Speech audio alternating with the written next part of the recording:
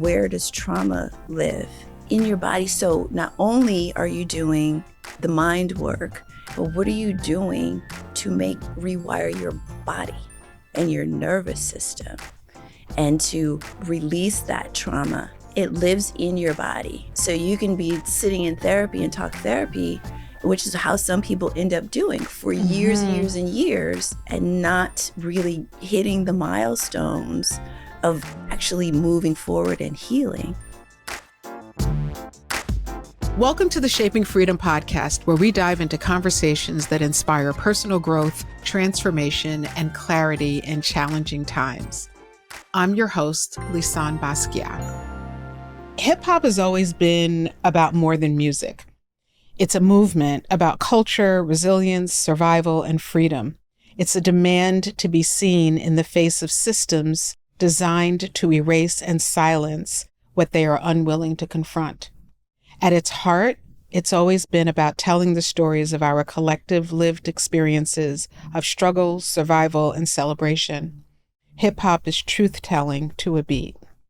My guest today is Dana Mason. She and Dr. James P. Norris are taking that truth into the healing space with their program, Rhythms of Healing. It's not therapy as usual. It's a cultural revolution in mental health. By blending hip-hop culture, meditation, and wellness practices, they're opening new doors for connection, community, and healing.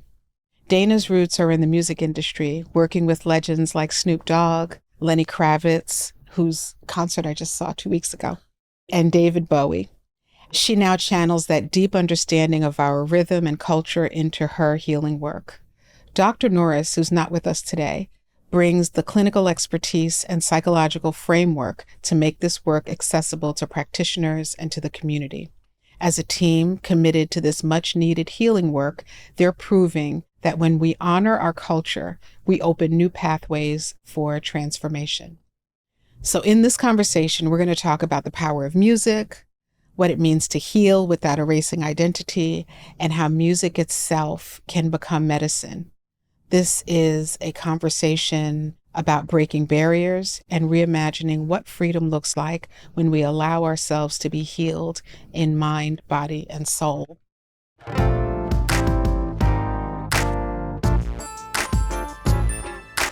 I am so excited about this conversation today. I walked into the studio, Straw Hut Media here in Los Angeles, and walked up and met my next guest for the very first time. And we're actually starting this conversation about 10 minutes late because we have been chitty-chatting for like 30 minutes. Okay. And we keep saying like, okay, stop talking. Okay, let's save it for the interview. So here we are. We're actually going to do the interview now. Thank you. I'm so happy to be here. I'm so giddy today. I walked in here and this lady is like, my goodness, we're going to be friends. Okay, I want to start with this. I want to get into like what sparked Rhythms of Healing. Okay. But first, I'd love to step back a little bit and provide some context to how you yourself stepped into this new realm, a new chapter of your life, because I know you've done extensive work within the music industry. Right. And how did you get from that to the doorway, the chapter of that initiative?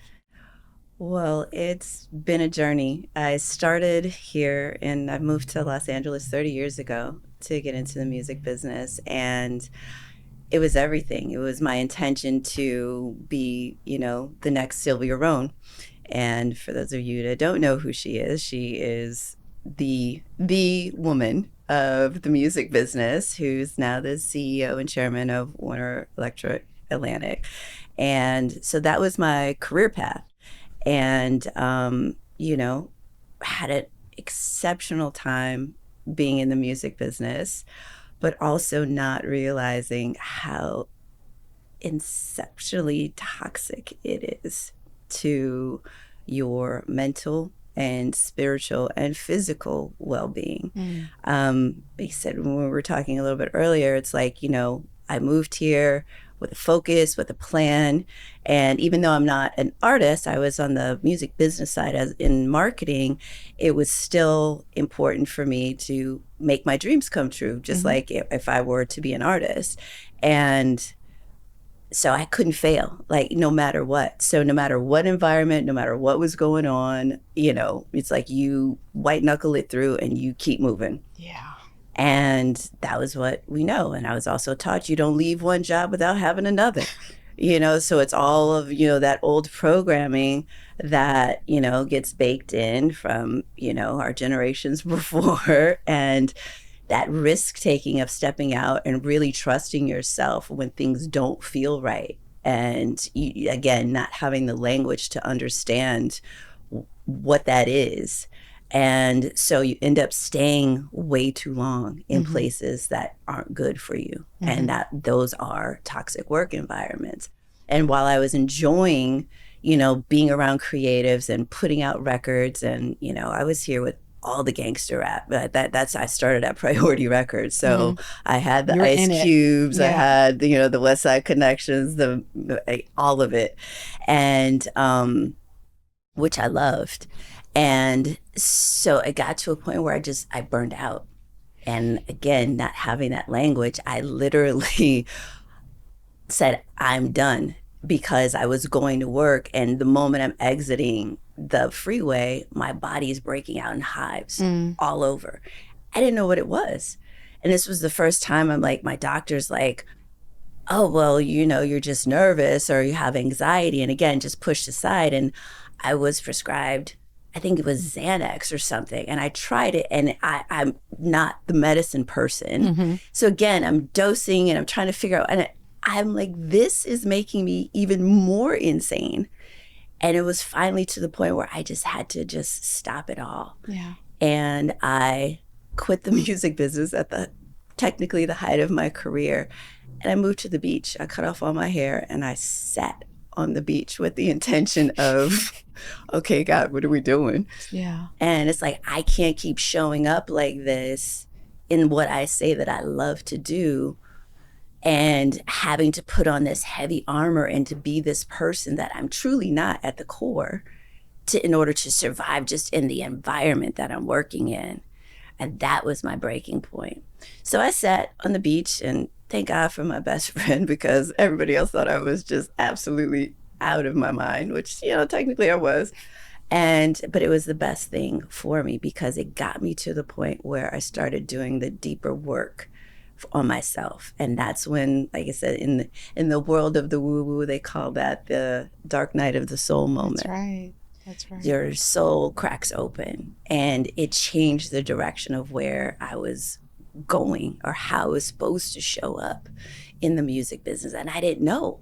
I was like, so I'm going through, I'm meeting healers, I'm doing all of this deeper inner work. And then I'm also starting to train and doing some of these healing modalities. Again, I'm still trying to figure out what I'm going to do in the music business with all of this, and trying to make these two worlds come together. And it took a minute. I was terrified because I didn't know what I didn't know. Yeah. And finally getting to the point where I stepped back into the business, but I was different. And the difference was I understood, I was aware of energy. I was aware of, trying to navigate spaces and people, and what energy belonged to me, what belonged to others, what not to take on as my stuff, and let other people's stuff be their stuff. And this comes back to everything your podcast is about boundaries. Like, I didn't have that. I didn't have those words, that language, and saying no, and not, and being okay with saying no. Because as people pleasers, we're here, we're aimed to please. We got to make it happen no matter what. Anybody asks anything of us, we got to do it. And it was, in those early stages of me saying, that's not good for me. Yeah. And it was practice. It's like a muscle. Yeah. It was a lot of practice. It's where the goal is to put a smile on someone else's face. Yep. You're not even in it. Nowhere in it. There are so many things to unpack here. And as we do, I encourage the audience to think about some of the playlist that's playing in your head, because Mm-hmm. we step into the world as adults with these phrases that have been shared with us. We were laughing about it earlier, Dana, like, Mm-hmm. taking a nap in the middle of the day. What do What? What? lazy? you know, what do Unheard you of. mean? What do Yeah. you mean you're tired? What do Right. you mean you can't take on more? And some of us were taught to question ourselves in that. There are so many parallels between the story that you just shared.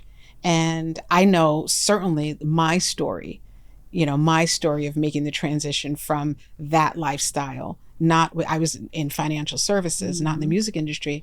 I was in financial services, but had all of those same issues, thoughts, conversations with myself about how we're all doing this and this is Mm-hmm. supposed to be what success looks like. And now I'm an executive. Yeah. Okay. And I'm making more money. Okay. That's great. And I have a title. That was Okay. And I have it. a corporate credit card. All All of right. it. That's great. All of it. And everyone around me at the time Mm-hmm.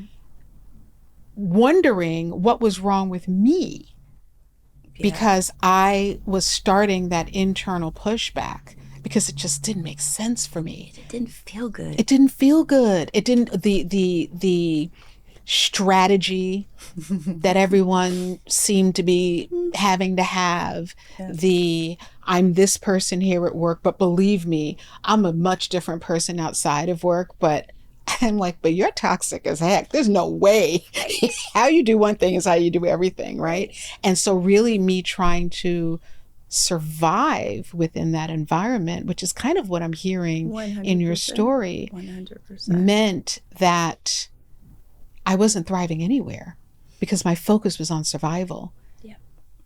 And by Sunday, I would have what they refer to today as like the Sunday scaries or Yeah. whatever. But for me, it was literally Saturday, I was like conked out. Yep. Sunday, I'd get up and do all the things, but I Yep. would have this feeling in the pit of my belly that I Gnawing. now recognize as my Yes. third chakra. But it was like this feeling in the pit of Yep. my belly of like, I don't wanna, don't make me, but I have to. And, 100%. and all of that. Yeah, 100. And it doesn't matter Yeah. what industry you show No. up in. And I mean, and even to even be more nuanced, it's like how we show up as Black women in corporate. Right. It's a whole nother layer. Exactly. And so all of those things of trying to figure out how this makes sense for me. Yeah. I had the nickname of Evelina. Wow. And Wow. people know me as like, I'm very calm, very nice. But in those moments, and especially in the environment that I'm in, it's like I'm having to be this person in order to fend off, Right. upper management. And my track was much slower. We can talk about it. My track was much slower because I stayed in integrity Mm-hmm. with how I moved through the business. Yeah. And which is again a whole other conversation. Mm-hmm. Mm-hmm. And I said it doesn't matter what industry you're in. It's you would think that just being in this the entertainment and because it's about picture, yeah, it's all the creativity and creativity and the fun yeah. and all the lights, but behind the scenes it's the same environment that you Yeah. would find in any other corporate. And I said, and then with no hold bars, at least with some corporation, there were some There's something, it's parameters. different, yeah. Some place to sit. And my gosh, Yeah. it's Yeah. like you just didn't know. And then, like I said, to fast forward, as I continue to do these trainings and things to work on myself, when I re-entered into the music business, this is when I got into frequencies and understanding how frequencies affect the body. Mm-hmm. And that came with doing tuning fork therapy and training through that. Yeah. And then relaying it all back to music. And one of the things that I ended up at Hidden Beach Recording, so I moved into R&B. I was out of the rap game, Mm-hmm. and to be around true musicians that talked about music and scales and frequency, and being privy to these amazing recording sessions with the artists that were on the label, again, just added another coloring and a layer of what was going on in the background for me. Because again, I'm, living two lives. So, I have Yeah. my whole little woo life and then, Yeah. but I'm still back into the music business and doing marketing. And so I never thought, like, getting to where I am now, I didn't know where all of that was leading up to. So Mm-hmm. when you talk about God's plan, Yes. I didn't know. Yes. I had no idea. Yeah. And, all the iterations, but to get me to where Rhythms of Healing is now part of my life, I met Dr. James Norris, affectionately known as Dr. J. I call him Doc, so I shorten it even shorter. He was the creator of Rhythms of Healing. Okay. And I met him actually on hip hop's 50th birthday. Oh, wow. Like the day Okay. I was asked to do a panel in South Central for the Okay. Whitehall Arts Academy. They were doing this big hip hop celebration. And when a mutual friend of ours, the guy that was moderating the panel, introduced me to Dr. J. He is so calm and cool and kicked back. And I was like, you're a doctor? And he's like, yeah, do mental health and psychiatry. So I was like, wow. He's like, I think there's some things we could do together. So it became a conversation. And shortly after, this is what, 2023? Mm-hmm. And right in moving into the fall, we started collaborating. And he loved all of the things that I was doing with the Eastern healing modalities, and we started talking of like where I was pivoting into next, as I was just about to start and open my own practice in holistic health. Okay. And so that is when we started collaborating. And when he presented me with Rhythms of Healing, I thought it was incredible. And he's born and raised in LA, um, just a brilliant mind, and also a hip hop fan. And so I was like, oh, we could talk hip hop Yeah, all all day. I was day. like, the Right. mental health stuff, that's cool. But Mm-hmm. let's get back to these lyrics and songs. Mm-hmm. What's your top five? And it's like, what's Mm-hmm. your top five? And, we're going back and forth. And then I really was able to see, like, after reading, he had a syllabus, his curriculum that he created for Rhythms of Healing. He also has another model, which we call the community care model. Mm-hmm. And CARE is an acronym, and that stands for connectedness, acknowledgement, resilience, and emergence. Okay. And in those modules, through social emotional learning, and that's what he was teaching. So with that, I was able to marry the skills that I have in meditation, sound therapy, and really apply those to that particular acronym. Mm-hmm. And that's how we curated those workshops, the community care workshops. Okay. And so those workshops are just a small, I guess, microcosm of what the overall 13-week Rhythms of Healing cohort intensive is.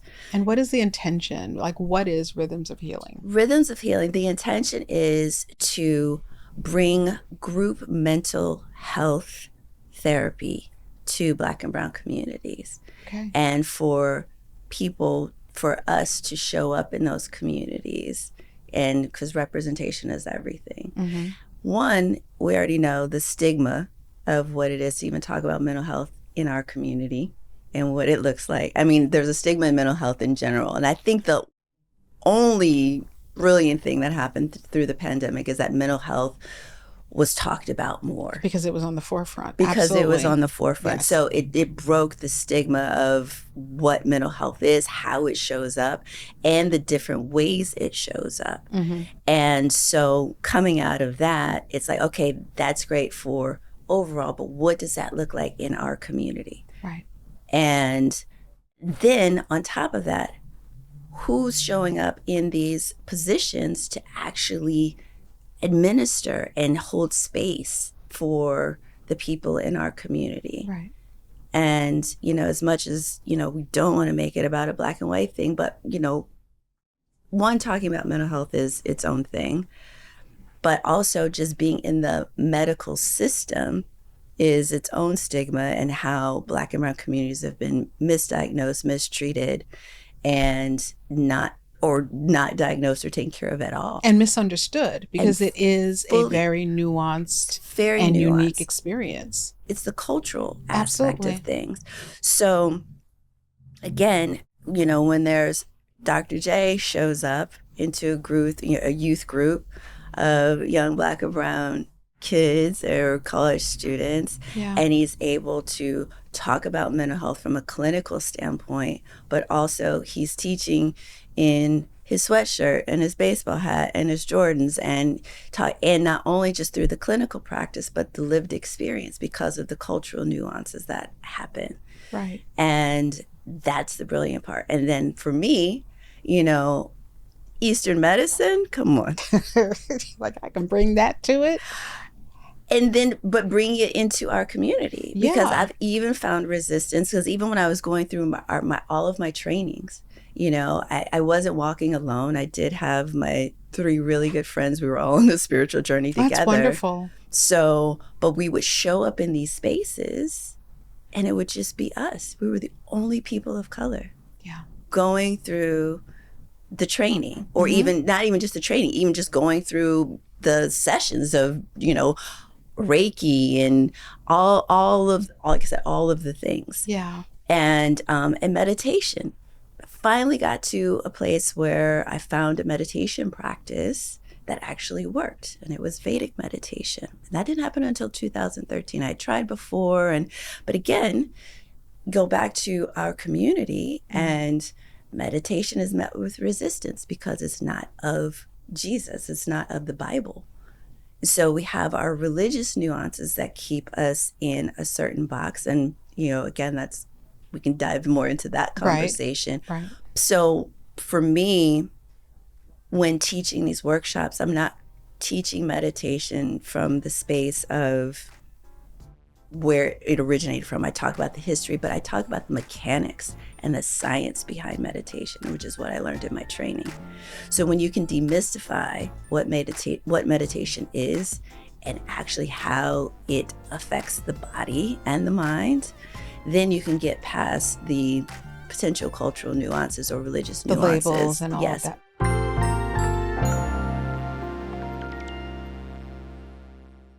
Hey, it's Lisane. I created Protect Your Peace, a boundaries and accountability workshop, because I know what it's like to feel stretched too thin, and how it feels when you're saying yes to everyone else, but feel like you're disappearing in the process. This workshop is your invitation to pause and to come back to you. In just 2 hours, you'll learn how to set boundaries that reflect your values, protect your energy, and strengthen your voice unapologetically. You'll also learn how to hold yourself accountable in a way that builds self-trust and momentum, not burnout. This is the kind of space I wish I had when I was deep in the cycle of over-responsibility and simply just doing too much. So I created it for you. Join me for Protect Your Peace, live or on demand, and walk away with tools you can use immediately to get back in alignment. Click the link in the show notes to register. You deserve to protect your peace and your power.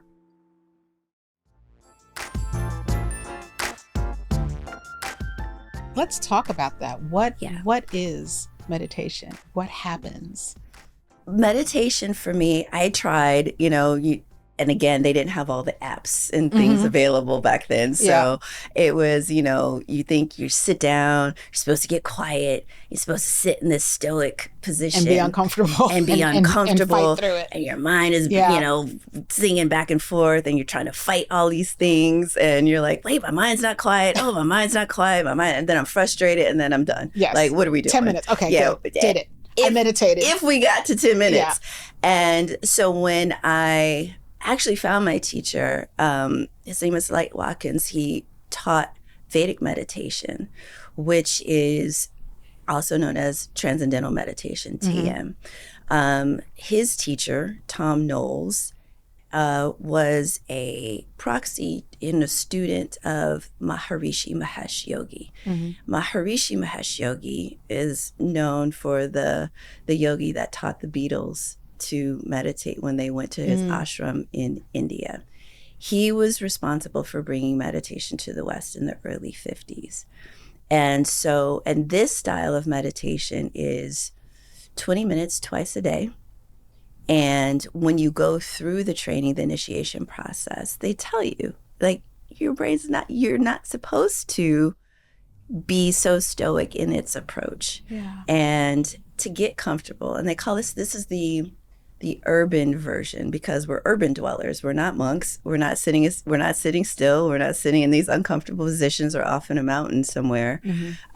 So 20 minutes twice a day, you get your mantra, and that's what allows your mind to get to that space of quietness. And so once I found this practice, I was like, oh, this is the one that works. I get it now. And during my initiation process, again, is they go through, you get the Sanskrit aspect of things, and the I would say the pageantry of what it means to be initiated as a Vedic meditator. But during those sessions, it was like over the course of 4 to 5 days, we learn about the science. We learn about the mechanics, the actual mechanics of meditating. So it's not such this unattainable thing that you can't do. And then, like I said, fast forward, meditation, thank goodness, which I love, shows up for whoever needs it. So you have the apps, you have the guided meditations, you have all these different forms of meditation that you just have to find what works for you. And I think at the end of the day, it really is about opening up space in your life to spend some time with yourself, and to really hear what's going on for you. And a lot of people, it's a scary place to sit Very. To sit still and then listen. The listening part. The listening part. And then, oh, God forbid, you got some instructions you got to do after that. Wow. So then there's the aspect of courage. Right. Of leaning into, you just got some very specific internal instructions of what you should be doing next. That's right. And it's a scary thing. I got goosebumps even thinking about it now. Because we treat ourselves the way that we treat the feedback that we receive from ourselves, oftentimes the same way that we would treat the feedback that we get from other people. Like, Fair no. 100%. No, I'm not going to do that, because if I just try harder, get them to understand. And we do it to other people, and we do it to ourselves too. If I can't get out of my head enough, yeah. And if we could talk, and I can say this, we can talk about, I call it the S word, surrender. Okay. I'm just going to lob that over to you, because this, again, I think that is the biggest thing, because I know that for me, I was taught to fight. I'm just going to say it. I was taught to fight. At the time, I didn't know that that's what it was, but to fight, to keep people away. Oh, right? Because I was safest. And I'm saying this in all air quotes, because it's all not true, right? To fight, to keep people away. Because the more that I could keep people away, the safer I was. And the problem with that is that when you fight to keep people out, you wind up alone on the inside, miserable. Yes. Miserable, because we're not meant to be up in there by ourselves. No. Right? But it leads to what feels safe, what is safe, and how to be vulnerable. And again, this is language that I got not that long ago, but it's feeling safe in my body. I was just literally just having this conversation with my best friend yesterday. Of even through all of the stages in my own personal evolution and all the things and all my modalities and all my practices, I'm still evaluating, do I feel safe in my body? Because it's a practice. It's a practice. And having the awareness and then putting it into play is two different things. Right. And that's why I think even in our mental health space, going back to the work that Doc and I do, it's like talk therapy and all those things are amazing tools. But when you really think about, where does trauma live? In your body. In your body. So not only are you doing the mind work and the rewiring here, but what are you doing to rewire your body and your nervous system, and to release To that release, trauma? exactly, because it lives. It lives in your Yes. body. So you Yes. can be sitting in therapy and talk therapy, which is how some people end up doing for years and years and years, and not really hitting the milestones of actually moving forward and healing. And I say, for my clients and people that I want to say, I don't want to have to see you forever. Like, if I'm doing my job properly, That's right. we're getting to it, and you're graduating or either to the next person, because you're being with someone for so long and you're still not going. I mean, something's off, something's not right. Yeah. And I think part of it also is the fact that we are made up of 4 bodies. So it's mental, emotional, spiritual, and physical. Yep. And if all of the focus, and this is, talk therapy is very important Very. to get things out, Very. right? So I just want to make sure that Yes. that's clearly understood and heard. Yes. And anything that is out of harmony winds up not being as effective as it could potentially be. That's exactly so it. Talk therapy is on a large scale, a mental 100%. healing. Yes. That's what it is. It's Yep. about healing these things that are in the mind. But then how do you release the places where we hold our emotion? Because if you, right now, any one of us were to sit and think, like, if there's some tightness, if there's something that you're feeling, or something that's going on for you, or something that's keeping you up at night, it lives in your body. 100%. You feel it in your body. There's a place in your body where we grow accustomed to feeling uncomfortable. Accustomed to pain. Yeah, the frog in your throat, Yeah. that feeling of anxiety in your third chakra, Yes. which is like your solar plexus, right in Yep. your belly, Yep. right? Or our back, or wherever the places are that energy is being held. Yep. How does sound healing help? It's frequency. We're all made up of energy and frequency. And what I've learned through my training, and it's the music that we listen to, our voice, our words carry frequency. And when you understand frequency, you can understand how it heals the body and help assist in healing the body. There's certain frequencies that resonate with certain chakras of the body that work, in general speaking. So it's like the 528, which they call the love frequency. And that's the overall general feeling frequency. There's 432. And that is, I call that the love frequency, or not but it's called the love frequency. And one of the things I learned all through my studies is that music that we listen to, no matter what genre, has been tuned to the 440 frequency, which is a disruptive frequency to the natural harmonics of your body. And this was done during the time of Rockefeller, when he took over pharmaceutical industry. But again, we're going to digress and go down just a little bit. Let's go there just pathway. A little bit. But 432 is the actual love frequency, is the one that resonates with your heart, how the natural human heart vibrates. So when you're playing 432, there's music. There are artists that are, which I love, that are brilliantly aware of what frequencies are and how they mix and master their music. It's because it lives in your body. And so, but when you're actually talking about sound healing, like, when you see people with the crystal bowls or the tuning forks and all the other instruments, those are very specific. Each one of those bowls are different notes and are tuned to different frequencies. My bowls are actually made with rose quartz that were made with tuned to the 432 frequency. So each note still carries its own frequency. And so when it's playing, that's when you're working through all the harmonics of the body. Mm-hmm. And then when you get into like the more hands-on with the tuning forks, those tuning forks are all there's different sets of tuning forks.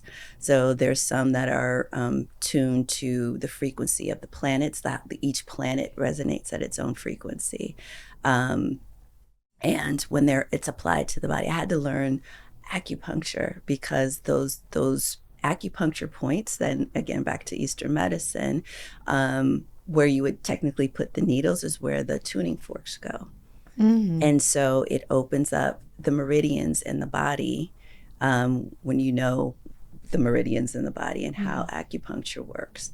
So now you're applying frequency to those very same points that they would put the needles in to open up the meridians that go through the body, which ultimately is what you're trying to do, is heal dis-ease in the body. Yeah. I saw something recently, and this is for those folks who may be thinking, well, okay, sound woo woo, where if you, I think the person was using a bowl, Mm-hmm. and they were showing how water responded, how water responds to the sound frequency. And it reminded me that we, being, what are we, 80% water, 60% Yes. water, a lot of water. Yes. Yep. Right. And so Yes. that is what actually That's happens what actually inside of our physical body. 100%. And that's what our cells are experiencing. Exactly. This kind of recalibration. That's exactly it. It's Yeah. recalibrating. And there are hospitals now that are using, their doctors that understand the power of sound healing, and they're playing sound instruments in certain wards. Mm-hmm. We can go all the way back to the Rolf machine, which was invented back in the 20s. Yeah. And, again, we can go off into the conspiracies of that, but this doctor created this frequency machine that ultimately cured cancer. Mm-hmm. And there are clinics and frequencies and clinics and hospitals now that, again, you have to know where to go, Right. but they use these high tech frequency machines to treat breast cancer and different diseases, gallbladder cancer, different diseases, sickle cell, and they completely destroy and it's specific to the corrupted cells in the body. Mm-hmm. So again, there's the actual clinical aspect of that, and then we get into the health and wellness industry of it all, where people are going, away to, do yoga and, have all these amazing experiences with, sound healing that happens. But trauma-informed yoga, when we talk about the body and releasing, so it's like it's movement as well. Yes. That helps with releasing the trauma in the body. Meditation, that's what meditation is. It is literally every time you sit down, you're de-stressing the body. You're countering all of that activity. Yes. To bring yourself back into center. To bring yourself back into your natural harmonics.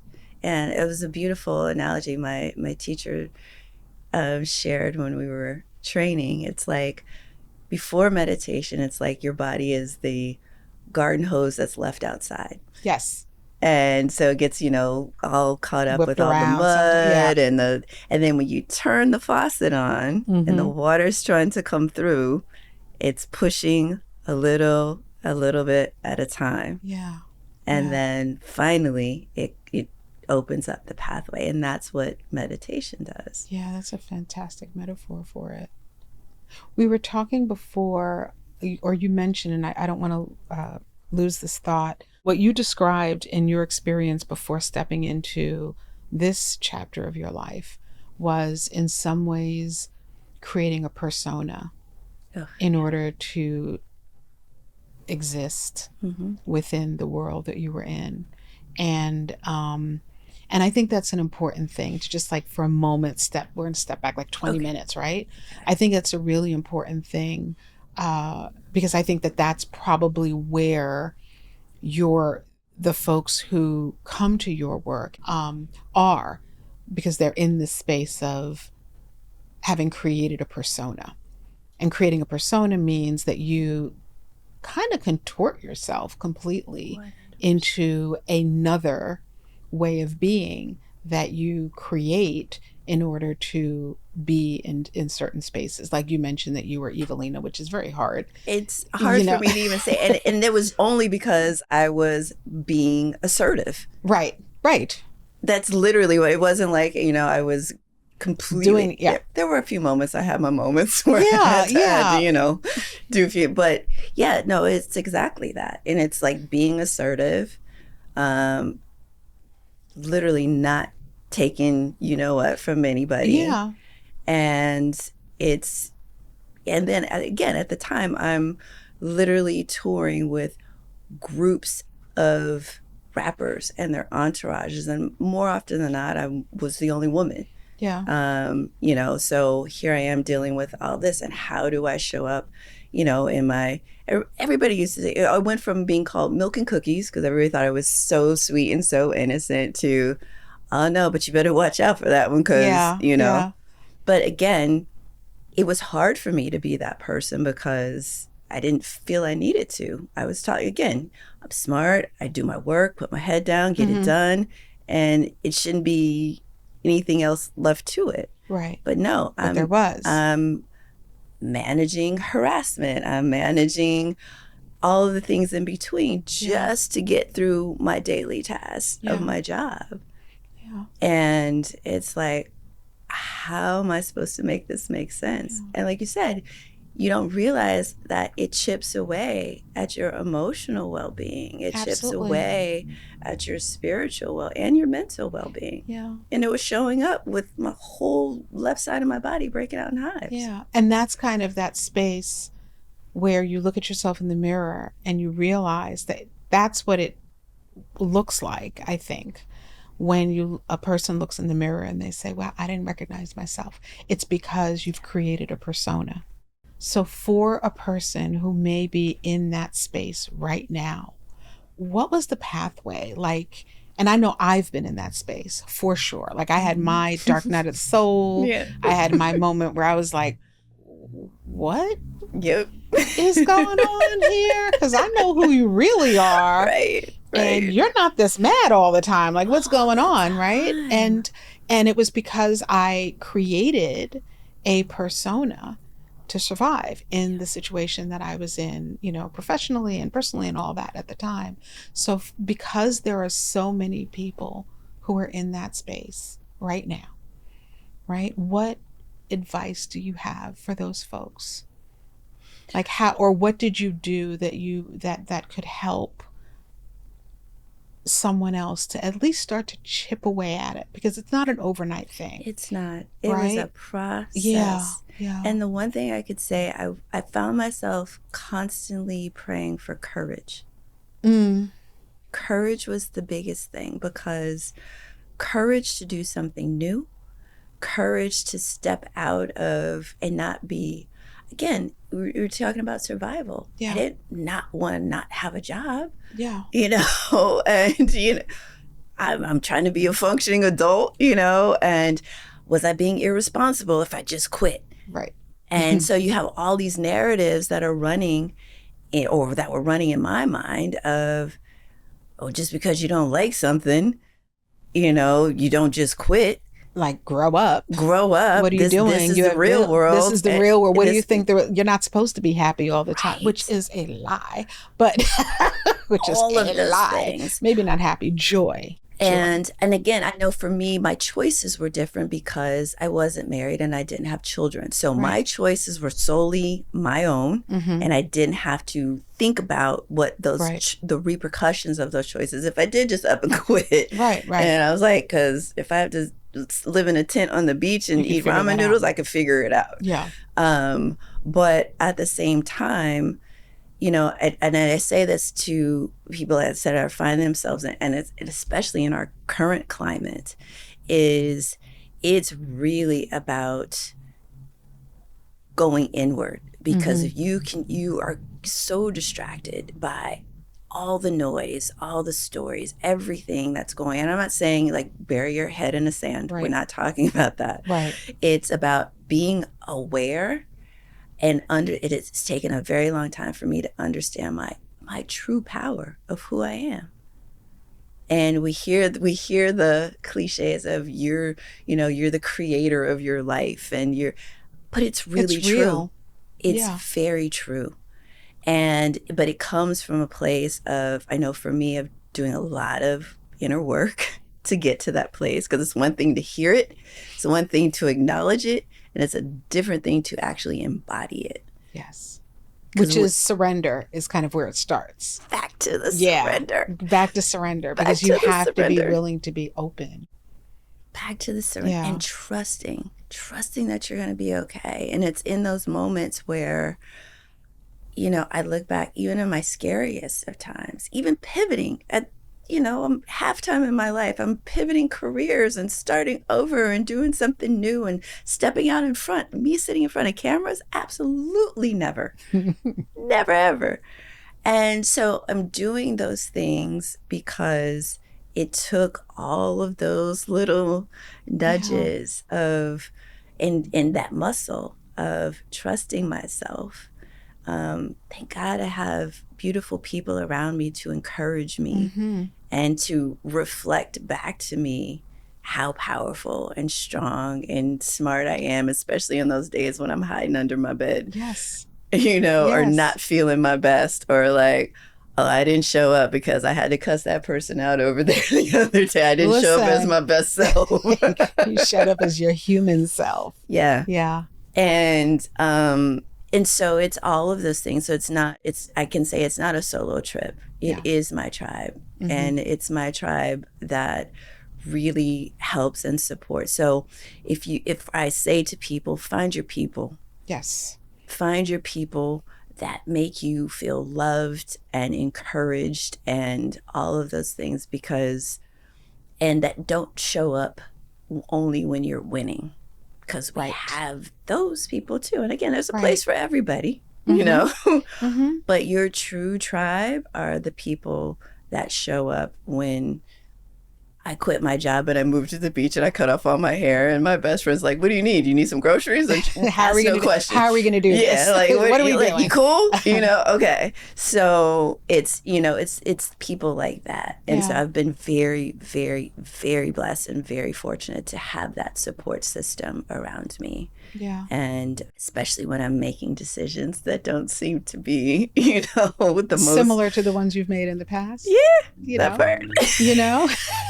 New decisions. Yeah, it's like riding a bike. The first time is always a little bit scary. It's scary. It's very scary. And it's my intention to, in all the work that I've done, whether it was with my artist or in the space I am now, it's like I've always been this person. I've always wanted to be of service. Like, how can I be of service? And how that shows up without overgiving and with the boundaries. So now it's like I can be of service without the guilt or the shame, and not the overgiving. Yeah. And I think that is where the freedom lies, the sweet spot is. Absolutely. So what I'm hearing is surrender, a willingness to hear and listen to yourself. And trust yourself. And trusting yourself, and courage. Courage. It's a big thing. Are the three, you listed a bunch in That's there, it. but I think those are the ones that popped up for me, right? That was in it. what you shared.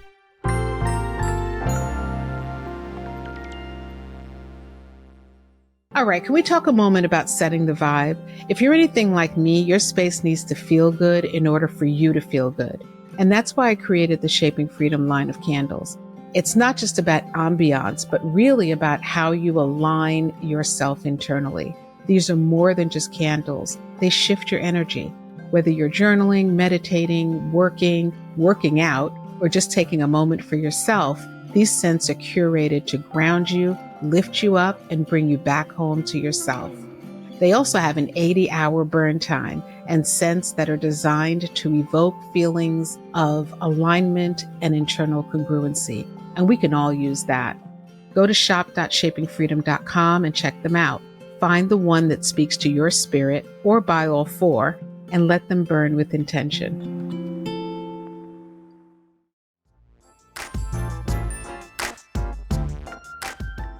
So let's talk about rhythms of healing and how you all are taking hip hop and like practically, like what is it? What It's is it? it's great. So in our community care workshops, we'll start there because Okay. that's where we've been workshopping our Okay. syllabus. So what I call it the remix because, like I said, Doc established this Mm-hmm. with his work that he's been doing. So when I came on board and added my piece to it, I call it the remix. So when we're in class, we have our curriculum that we go through, which again we go through the care model, and again it's technically group therapy, and we try to keep the group sessions in an intimate space. No more 15 is a stretch, but below 10 Around is that. the best And because who are you working with? Is it practitioners or it's anybody. So anybody? Okay. the groups that we've done work with have been with young people in college campuses. Excellent. Okay. So we're getting them in their young adult stage. But we do have workshops for practitioners as well, which I can get to.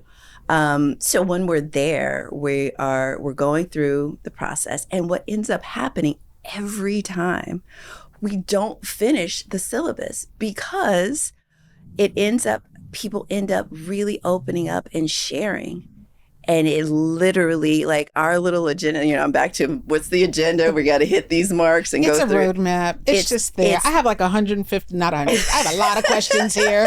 It's like, it's yes. literally the roadmap. And Yeah. so when we get into it, and we use hip hop as the opener because music is a That's what universal I want to language. hear. I want to hear Yes, okay, so how does hip hop, especially with young yeah, people, because us, hip hop's like, hip we hop. Yeah. can we can get into it. Yeah. So in the way we've created the syllabus, we've interjected with lyrics. So we discuss lyrics, we pick certain songs and discuss lyrics as they relate to the curriculum. Oh, wow. Okay. So there's, we're in our space of connectedness.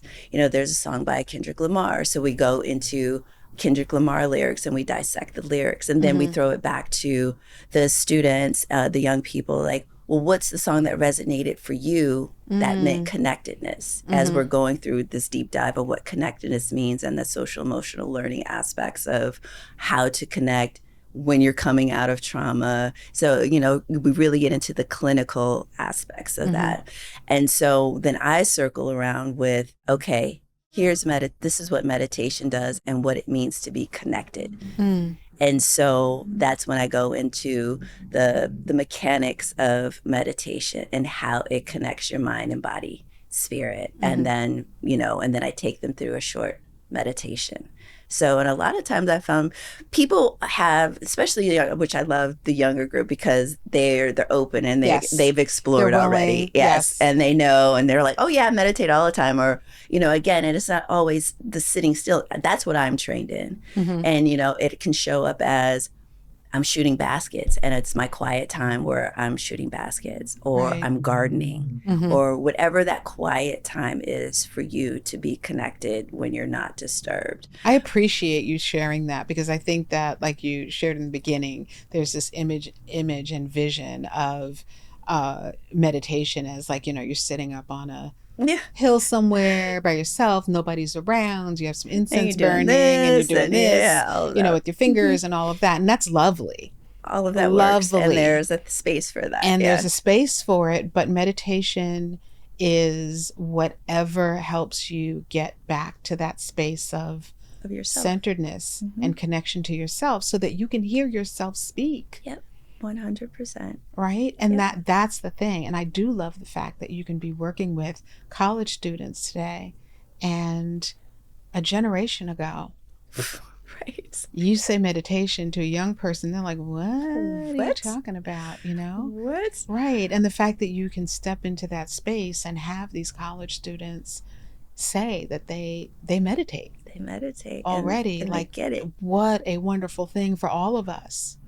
It is, Yeah. and the beauty of our and what we and the syllabus actually is a walkaway workbook we leave with them as well, and Mm-hmm. it's over 70 pages. And so there's an interactive portion of it where we have videos because again, I pull videos from current rappers, MCs, entertainers who talk about it. J. Cole is an avid meditator. Mm-hmm. Kendrick Lamar is an avid meditator. And then we go into, I have clips of Kobe talking about what meditation does for him and his Mm-hmm. game, Mm-hmm. you know. And so, and bringing it into, like I said, out of the woo woo to people that look like us, the music that you listen to. So it makes it relatable. Yeah. And which is, again, what I didn't have and definitely not before, and especially even when I was going through the training, like the moment I tried to share with her, like, what are you doing? Oh, you're doing that weird stuff. Okay. Yeah, I got a lot of that too. And You those know? same people, Mm-hmm. when I moved out here, because I'm from the East Coast, Mm-hmm. the Northeast, and when I moved out here, folks were like, oh, you just want to be by the ocean and blah, blah, blah, blah, blah, you know, whatever, all the Yeah. stuff, all the Yeah. crap talk that we Yeah. do in the Northeast. And then those same people a few years later are like, well, what are you doing? Because you seem happy. 100, and that is the Yes. absolute product of you doing the work, because there was, Absolutely. and but it's like with anything, like you know, Doc is a avid Christian, and so when we talk about what religion brings into these spaces, Mhm. I've walked away with beautiful messages from Christianity. I was raised as a Christian. Mhm. Same with Islam, same with Buddhism. Mhm. And how does that show up for me? And it's not one thing or another. No. It's like when you see a person that's happy, or things are always going well for them, or what are they doing? And they just so happen to be a Christian. That's what's going to make me interested in Christianity. Right. Or if they happen to be Muslim, or like in following their path and seeing their life, like that's what's going to make me interested in Right. studying Islam. Right. And meditation, they said I didn't have to go, you know, as I'm learning all this new stuff. And I had a friend who was just like, you know, again, because you're excited and you want to learn something and you want to tell everybody Yeah. about it, and everybody's like, I'm cool. Yeah. And just devastated that nobody wanted to learn. I was like, no, how you show up is your advertisement. That's the commercial That's the commercial. right there. And you can say whatever you choose to say. But at the end of the Yeah. day, we were talking about this Mhm. earlier in reference to Billy Johnson. I'm going to put him on the stage here for a second, of Media Repertoire, who's sitting over there looking That's very, right, very Billy. like, don't look at me, don't talk with me. But we were talking about the fact that what you remember about him, and what I've observed other people saying about him, is that they remember how he made them feel. Yep. So you can say whatever it is that you want to say, right? Our energy is always talking. It's the loudest thing about us. So we can persona from now until tomorrow. Mm-hmm. We can get all made up and, Mm-hmm. you know, dressed up and all that great stuff. But at the end of the day, it's our energy that speaks the loudest. And how you treat people. Yeah. And it's the loudest. It speaks the loudest to other people, but it also speaks the loudest to ourselves, Mm-hmm. because that's what you were talking about Yep. in the beginning, like that, going full circle. Yep. Your energy was speaking to you. And for a minute there, you were like, no, I'm going to plow through because I got a music industry. I got a plan. I got to stay focused. Yes. You know, cut it out, Dana. You're fine, right? Yep. Until your energy Like, nope. started to scream. And I think it happens to it. Well, I know it happens to all of us. And the real thing is, what do you do when you know, whether someone else can see it or not, when you know that your energy is speaking to you? And thank God it was just, it's stopped there, because normally that's what turns into disease in the body. Exactly. So now you're dealing with any and That everything. and yes. Yes. And so how it manifests in your body, the Yeah. cancers, the migraines, the skin disease, like everything. And other things that I know aren't technically disease, but the disease in the ways that you interact with people, Oh, the that's disease of big. toxic relationships, the 100%. disease of not setting boundaries, of walking around feeling Mm-hmm. jacked up all Yeah. the time. Those are also things that throw us You're in off, fight or you flight, know? and like you can't function, or Yeah, the brain fog. And all of again, that's it. the stress, the anxiety, Yeah. and how it shows up. I want to ask you one question before that I don't want to leave without asking you. And Sure. again, we could be sitting here for hours, so we have to I know, figure right? this out over some tea or some wine or I'm some all whatever. for it. What does it mean to heal without erasing identity? Oh, that's a good question. That Um, could be a Dr. J question. it could be. And I think if I were to channel my Dr. J, which Channel is, your Dr. J. I'm Let's see how channeling my she Dr. J does. right now. So it would be, it goes back to the being authentic, Yeah. being back to you, your authentic self.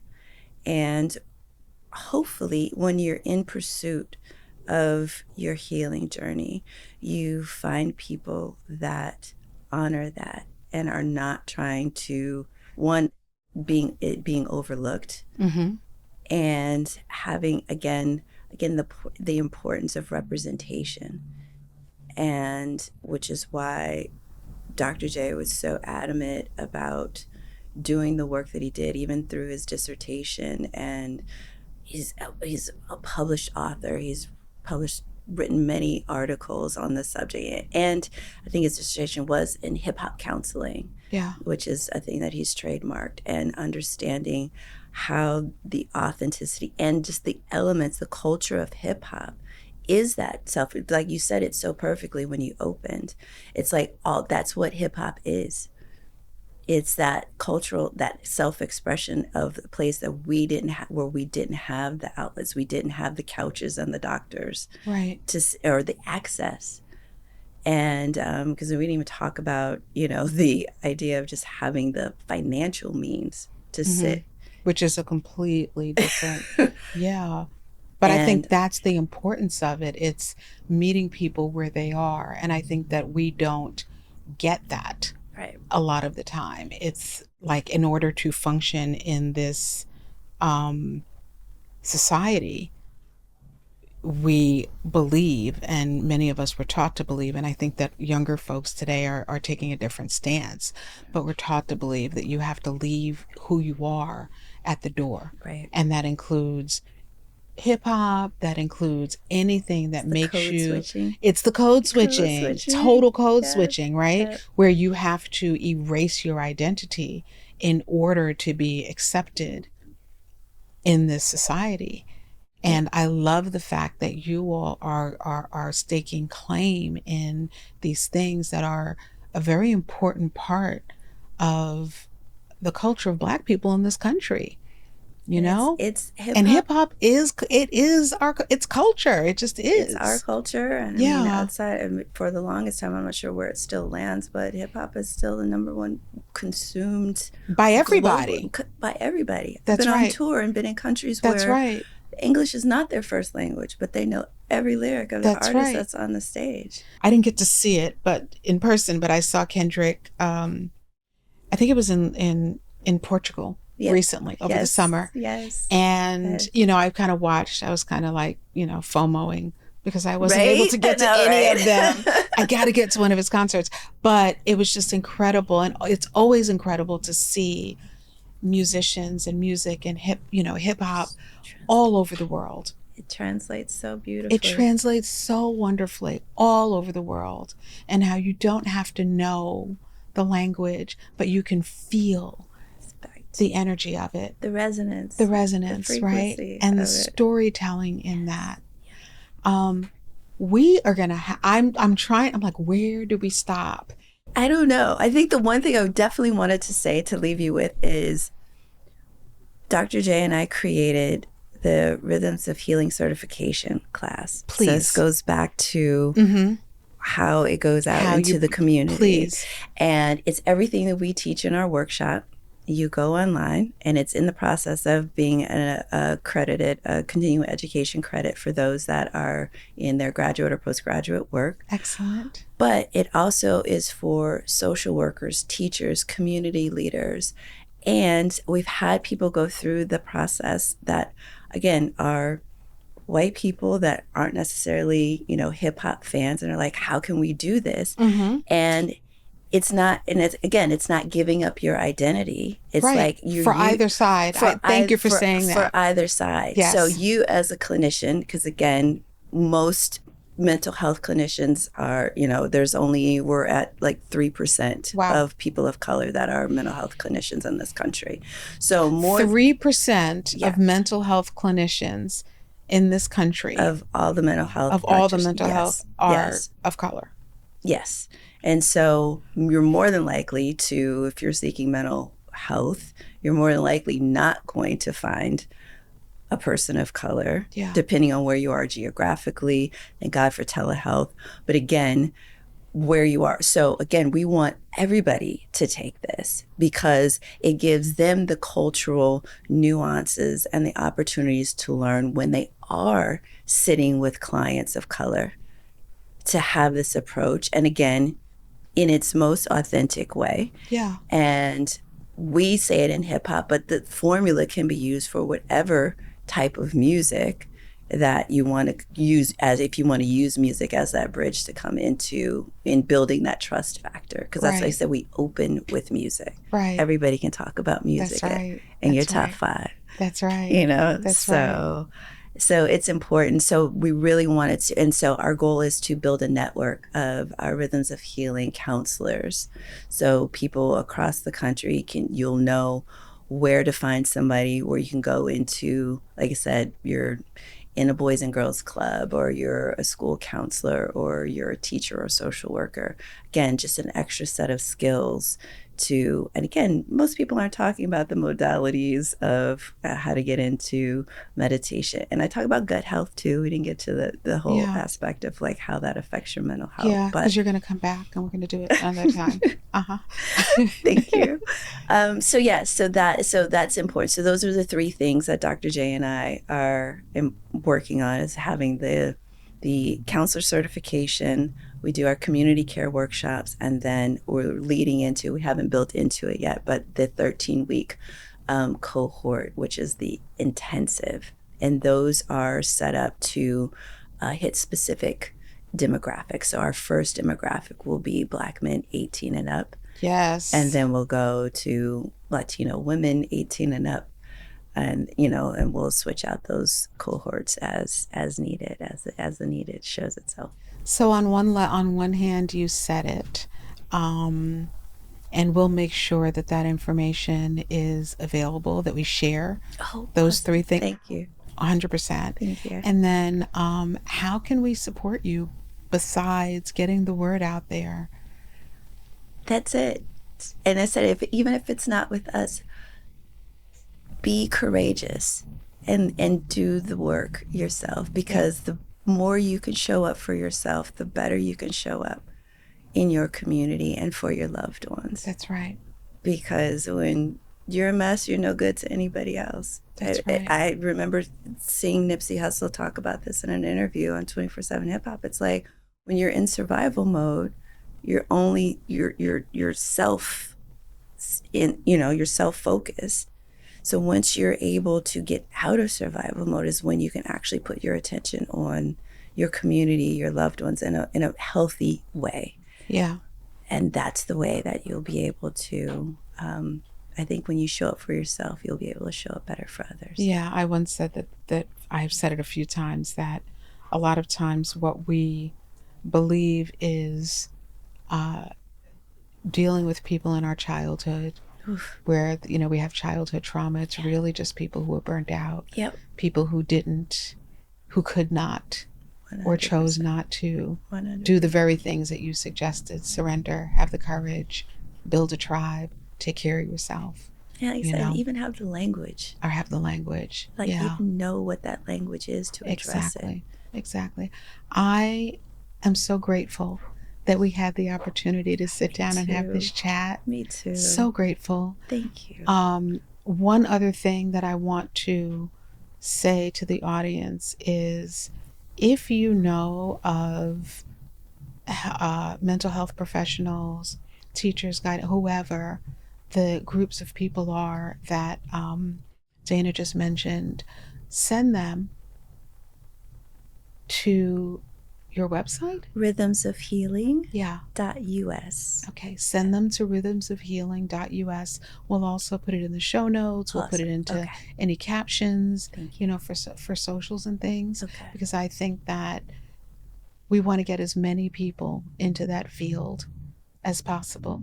So in this country, we need air traffic controllers and we need people getting certified. Amen. Amen. And we need more mental health Yes, professionals. we do. We need more folks doing the work, mental health professionals doing this work, because we are in a society and a culture that really, really needs it. Dana, I'm so happy that we had a chance to meet each other. Thank you so grateful. much for coming. Thank This episode for me lands so deeply because it really speaks to what so many people are going through and challenged with today, and that is like a lack of congruence between, or a lack of personal integrity, and I don't mean this in a judgmental way, right? But where there's something awry. And my hat's off to you, for having the courage to do that work, because had you not, right, you would have not been, you wouldn't be here today telling this story and glowing in the way that you are. And just aglow with so much beauty, internal, external, and joy, and doing this amazing work. So thank you so much for the work that you're doing. I'm so grateful. I don't even know This is what are the wonderful. words else on top of that times 1,000. Yeah. Thank you. This has been wonderful. I so appreciate you having me here and in spirit with Dr. J. That's right. Hey, Dr. J. Hey, Dr. You J. were here. And to those of you who are listening, thank you so much for listening always. And again, as always, like, share, comment, engage with us on social media. Make sure that you also find rhythmsofhealing.us, engage with them, and be courageous.